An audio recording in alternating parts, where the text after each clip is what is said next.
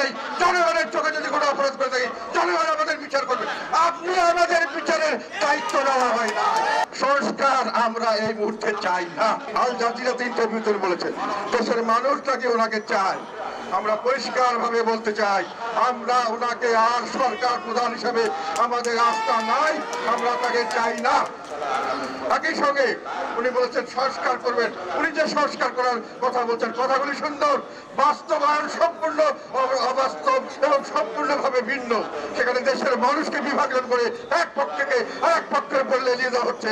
ওনারা যে দল করেছেন যেটা আদর্শভাবে উনি করতে যাচ্ছেন, যে তরুণ সমাজকে নিয়ে করছেন যাদেরকে উনি ওনার নিয়োগদাতা এবং উনি অভিভাবক মনে করেছেন, তারা যে দল করেছে সেটাকে দেখে মনে হয়েছে পুরানা স্টাইলে দল করার জন্য ওনারা আগ বাড়িয়ে চলে গেছেন। এবং সেই পুরানা কাহিনী যেখানে শোডাউনের রাজনীতি, যেখানে চাঁদাবাজির রাজনীতি, এটাই সময় পরিবর্তনের। আমরা এক ফেসিবাদকে বিদায় দিয়েছি, আমরা আরেকটি ফেসিবাদকে গ্রহণ করার জন্য নয়। আমরা এই নব্য ফেসিবাদের বিরুদ্ধে রুখে দাঁড়াতে চাই। দেশের জনগণ আমাদের সঙ্গে থাকবে, ইনশাআল্লাহ থাকবে।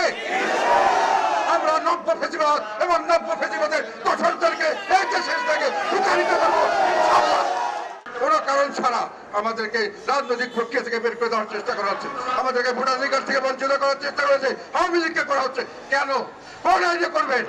কোন সময় কোনো কেউ দোষ করলে তার দোষটা তার নিজের দোষ, তার দলের দোষ না, তার ধর্মের দোষ না। সেই ধর্ম হলে সেই খ্রিস্টান সবাই খারাপ, কি বৌদ্ধ সবাই খারাপ, তা নয়। বাংলাদেশে একটা খারাপ কাজ করলে বাইরে গিয়ে আমাদেরকে বলে বাংলাদেশ খারাপ, তার মানে বাংলাদেশের সব পথ সেই খারাপ নয়। কাজে আপনারা কাউকে নির্বাচন থেকে বাদ দিতে পারবেন না। সরকারের সবাইকে নিয়ে নির্বাচন করতে হবে। সেই বুকের পাটা নিয়ে রাস্তায় দাঁড়ান। বিচার সবসময় করা যায়, বিচারের কোনো টাইম লিমিট নাই। সংস্কার সবসময় করা যায়, সংস্কারের কোনো টাইম লিমিট নাই। প্রতিদিন সংস্কার করা যায়। আজকে একটা সংস্কার করলাম, 7 দিন পরে আমার মনে হলো সংস্কার ঠিক হয়নি, আবার পরিবর্তন করবো। আপনি সব সংস্কার একবারে করে ফেলবেন, সবকিছু আপনি একবারে করে ফেলবেন, এটা সেই ধরনের ব্যাপার নয়। কাজে অবাস্তব চিন্তাধারা বাদ দিয়ে বাংলাদেশের জনগণের মুক্তির জন্য এখন আমরা সবাই আসুন। আমরা চাই বর্তমান সরকার প্রধান এবং তার সঙ্গে তার নিয়োগকর্তা এবং তার অভিভাবকগণ সহ উনি সরকার থেকে চলে যায় রাজনীতিতে আসুক। ওনার রাজনীতি যদি জনগণ গ্রহণ করে আমরা রাজি আছি ওনার কাজ করার জন্য। জনগণের সঙ্গে আমরা থাকবো। সংস্কার আমরা এই মুহূর্তে চাই না। সংস্কার যারা করতে চাচ্ছেন অবাস্তব সংস্কার।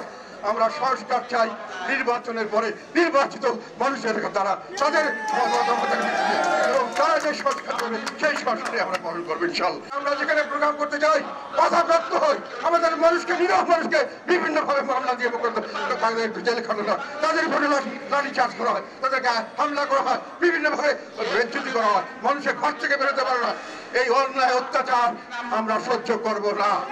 আপনারা যদি চান আমাদেরকে নির্মূল করবেন, আমাদের ভোটাধিকার থাকবে না, আমাদের আওয়ামী লীগের ভোটাধিকার থাকবে না, অন্য কারো ভোটাধিকার থাকবে না। আপনারা অনেক কিছু চিন্তা করতে পারেন, আমরা সেই চিন্তাকে ধার ধারি না। আমরা এই দেশের সন্তান, এদেশের জন্য আমাদের ত্যাগ আছে, এদেশের জন্য আমরা অনেক কাজ করেছি, সামনে আমরা করতে চাই, তার জন্য জীবন যদি দিতে হয় তাও আমরা প্রস্তুত আছি ইনশাআল্লাহ। সেইভাবে দেশের মানুষের কাছে আমরা যাবো।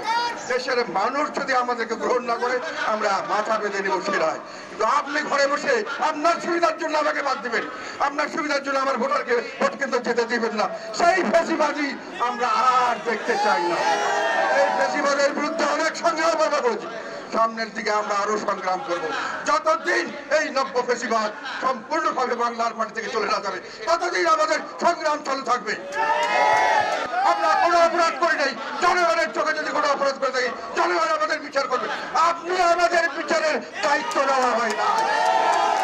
জনগণ আপনাকে সেই দায়িত্ব দেয় নাই, নির্বাচনের দায়িত্ব দিয়েছে, তাও আমার সুষ্ঠু নিরপেক্ষ নির্বাচন, অন্তর্ভুক্তিমূলক নির্বাচন। সেই নির্বাচন যদি আপনি করতে পারছেন না আপনি দয়া করে বিদায় হন।